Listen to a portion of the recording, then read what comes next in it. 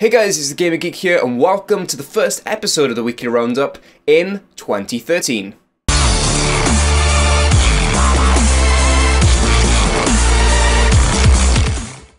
Have you bagged yourself a second-hand Wii U console? Well, you might not know that you can actually play some free games on it. Yeah, a user that bought a second-hand console found out that you can actually re-download games that previous owners had bought. Yeah, a bit weird, isn't it? So the way it works really is a guess by people, but it's not completely figured out. But Nintendo Network, your ID on Nintendo Network, is assigned to your console when you first register it with it. And even if you wipe it, it's still kind of there in the background. So even a new user that uses the Wii U can actually re-download any of the games that any previous users that used the Wii U had bought. So it's a kind of a cool glitch for now where you can get some free games. But don't expect for it to stay around for too long, as I'm sure Nintendo don't really want to be giving out free games. I'm sure they want to get people to buy them, because that's the whole point of a store, not handing out some free stuff. So for now, if you get a second-hand Wii U console, you'll have some cool stuff to play with. But as I said, don't expect this to last forever. PC gamers, you may have noticed lately that the James Bond games that were previously on the Steam store have now disappeared, and you may be wondering why. Well, the license for these games is actually held by Activision, and they've had it since 2006, and it was supposed to run out in 2014. But there is some undisclosed stuff going on with the license, some talks between Sony and MGM, who own James Bond, and Activision, the ones that are doing the game, and it may end sooner than recently agreed. I think Activision are trying to drop it because, you know, the past James Bond games haven't been that good and haven't been selling that well. You know, the past developer that did 007 Legends, pretty much the previous James Bond game, went down in December because of the terrible sales that came of the game. So what will happen to James Bond in the future, game-wise, I do not know. Next film after Skyfall did really well in cinemas. The next film is already being created for James Bond. Maybe Sony may, you know, they own their own developers. They may just make it in-house for the PlayStation only, or just make it in-house but for, you know, multi-platform as they previously have done. You could probably still pick up the James Bond games that aren't in the Steam store on physical disc copies in stores, as they're, you know, some stores are probably still stocking them, as, you know, they didn't sell very well anyway. And you can go and just get them from there, but you won't be able to get them from Steam for a while. I don't know what's going to happen with it just yet, there's no word. But as soon as word comes out, I will of course let you guys know.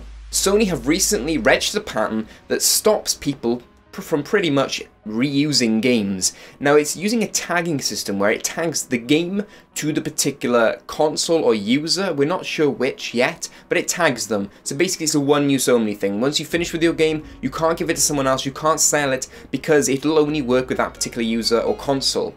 So this obviously, you know, stops the second-hand market, which of course you've got to remember the developers that make the game don't benefit from the used console market. Nobody does apart from the shop that's selling it, and obviously the person that's traded it in gets some money back. Let's be honest, you barely get anything for your used games these days, especially by the time you've played it a good deal like Call of Duty and the next Call of Duty's coming out. You get nothing for it, so it's not really worth it. And also it's going to stop piracy, because obviously there's no point pirating the game because it won't work with your console or user anyway, so it's a bit pointless. So there are some good sides of it. I know people are going to go out, well, I like buying my used games, it's a little bit cheaper, I understand. I completely agree with you on that aspect, but, you know, with the way technology is moving on and way, you know, companies want to stop this pirating, it's likely going to happen. Obviously the patent doesn't mean it's definitely going to happen, but it just means that Sony are looking into the idea and testing the waters, and obviously testing their patents so nobody else can copy them, which is always good. You know, major companies always patent things anyway, just in case they need to use it, and, you know, they'll find then that someone else has got it because they haven't patented it. So it's a safety precaution if anything. But let me know what you think on this idea. Does it bother you? Do you always buy new games anyway? If it's promoted the download side of things, if download games then became cheaper for a PlayStation console, you know, would you prefer that? Let me know down in the comments below. So the last piece of news for this week, as there really hasn't been that much, is to do with Apple and the iPhone 6. Are you surprised?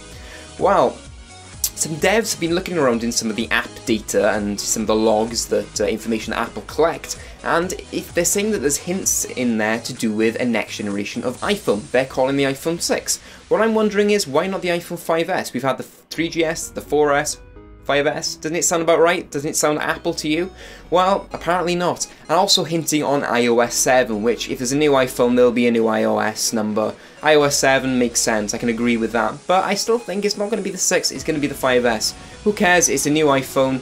Would you guys buy it? I don't know, maybe you got the 5 and don't want to change. I'm personally still on the 4S, I didn't go to the 5. I'm locked in the contract really, that's the main reason. And it's expensive upgrades, so you know, I'm going to miss a couple of phones and then upgrade. It just saves money, it's pointless going to every single iPhone, otherwise you're just going to run up a big bank debt that's taller than me, and I'm quite tall. And that's never good, so let me know what you think though on the new iPhone. Would you buy it? Down in the comments below.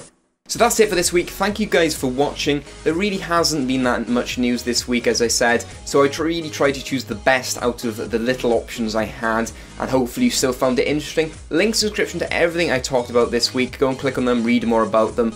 Leave any feedback or opinions in the comment section. I read through every single one of them. Subscribe to me if you haven't already. Become part of the Tea Party. We've got lots coming this year, so subscribe if you haven't already. Like the video if you enjoyed it, and I will see you in the next video. Drink tea and game on.